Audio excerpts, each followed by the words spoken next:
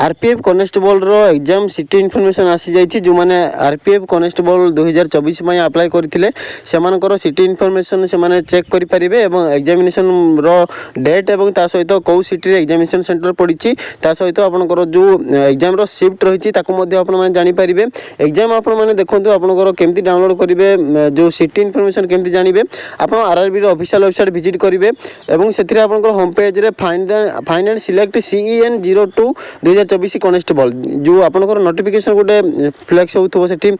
CEN 02 2024 constable से click करेंगे से क्लिक कलापर आप देखिए से link to download intimation slip गोटे लिंक देखा से क्लिक कले आपंकर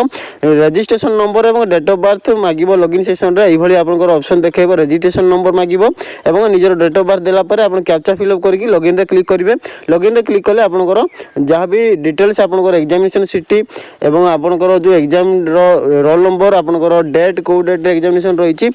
इनफॉरमेशन पाई परिबे। आरपीएफ कनेस्टेबल रे जो पिला माने 2024 रे फॉर्म फिलअप करथिले सेमानकर एग्जाम मार्च 2 रु आरंभ होइके मार्च 20 पर्यंत रहउची तो एई सिटी इनफॉरमेशन रे आपण माने लॉगिन करके चेक करंतु आपनकर कौ डेट रे एग्जामिनेशन रही एवं आपनकर जो एडमिट कार्ड आपनकर केबे आसीबो सेठी मध्ये मेंशन थिबो।